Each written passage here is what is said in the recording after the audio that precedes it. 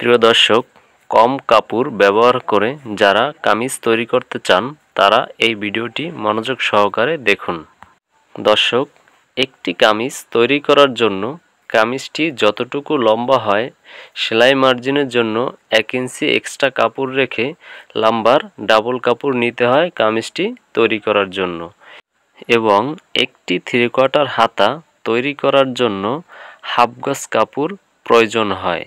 হাতার জন্য হাফ গজ কাপড় এক্সট্রা না নিয়ে আপনার কামিজটি কাটিং করার পরে সাইড থেকে যে বাড়তি কাপড়টুকু থাকবে সেই কাপড় দিয়ে এই সুন্দর হাতার ডিজাইনটি তৈরি করে ফেলুন।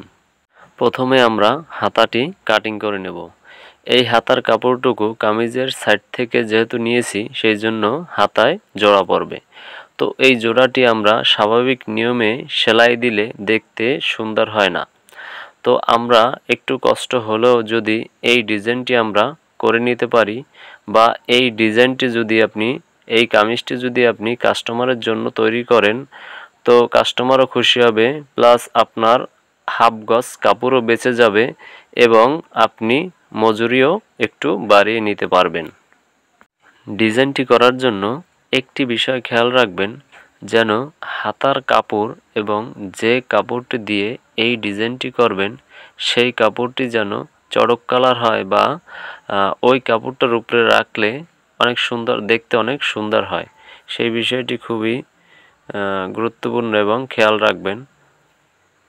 আমি যে ডিজাইনের জন্য যে কাপড়টি নিয়েছি সেই কাপড়টা হচ্ছে সালোয়ারের কাপড়। সালোয়ার থেকে টুকরা কাপড় যেটা বের হয়েছে সেইটা দিয়ে এই ডিজাইনটা করে নেব, যাতে সালোয়ারের সাথে একটা মিল থাকে। তো আপনারা যদি একসাথে সালোয়ার হয় তাহলে এইভাবে যদি আপনি ডিজাইনটি করতে পারেন তো দেখতে অনেক সুন্দর হবে। দর্শক, প্রথমে এই লুপগুলা হাত দিয়ে সুন্দর করে ভেঙে নেবেন। ভেঙে নেওয়ার পরে এই পেস্ট কালার বা আপনি যে ডিজাইনের কাপড়টি দিবেন সেই কাপড়টির উপরে হাফ ইঞ্চি দূরত্ব রেখে 4 সুতা দূরত্ব রেখে আপনি এই ডিজাইনটি সুন্দর করে আস্তে আস্তে আপনি লাগিয়ে নেবেন।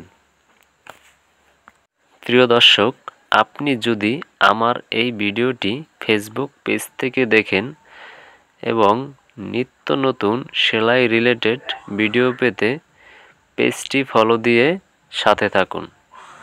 এবং আপনি যদি আমার এই ভিডিওটি ইউটিউব চ্যানেল থেকে দেখেন তাহলে অবশ্যই সাবস্ক্রাইব করে চ্যানেলটির সাথে থাকবেন। এইভাবে সব লুপগুলো লাগানো হয়ে গেলে আপনি সাইড থেকে এইগুলা বাড়তি লুপগুলো কেটে একটু ফিনিশিং করে নেবেন।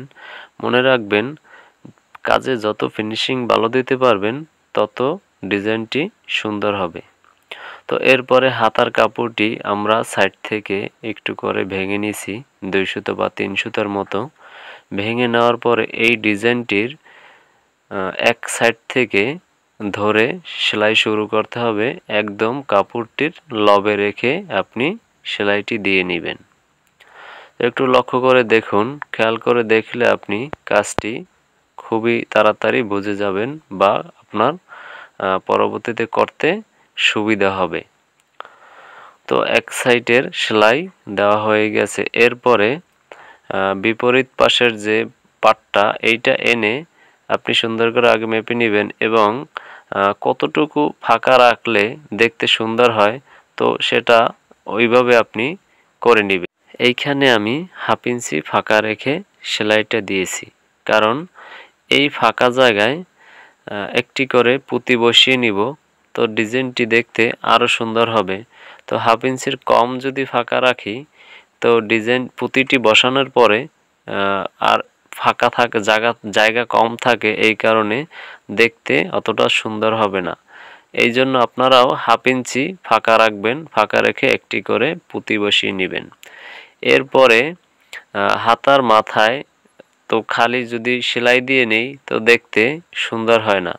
তো এই পেস্ট কালার কাপড়টি দিয়ে বা সালোয়ারের কাপড়টি দিয়ে আপনারা এইভাবে একটি সুন্দর পাইপিং করে নিতে পারেন।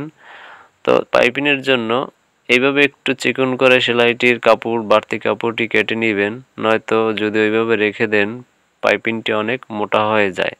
সেই জন্য এভাবে চিকন করে এইভাবে 1 সুতার মতো রেখে পাইপিংটি সেলাই দিয়ে নেবেন। সেলাইটি পাইপিংয়ের কাপড়ের উপরে যেন না পড়ে সেই বিষয়টি খেয়াল করবেন। একদম লবে রেখে বডির কাপড়ের উপরে সেলাইটি যেন পড়ে। এরপরে সেলাইটি দেওয়া হয়ে গেলে উল্টিয়ে নেবেন। উল্টিয়ে নেওয়ার পরে কাপড়টি এভাবে ভাঁজ দিয়ে নেবেন। ভাঁজ দিয়ে সুন্দর করে হাত দিয়ে এভাবে ঘষে ভেঙে নিয়ে ঘুরিয়ে 1/2 ইঞ্চি দূরত্ব রেখে, এই যে দেখুন 1/2 ইঞ্চি দূরত্ব রেখে এইভাবে আমরা সেলাইটি দিয়ে নিলে একদম পাকা হয়ে যাবে। দর্শক, ভিডিওটি যদি আপনার ভালো লেগে থাকে তাহলে বেশি বেশি শেয়ার করে দিন এবং আপনার মূল্যবান মতামত কমেন্টে জানিয়ে দিন। ফিরে আসবো নেক্সট কোনো ভিডিও নিয়ে। ধন্যবাদ সবাইকে।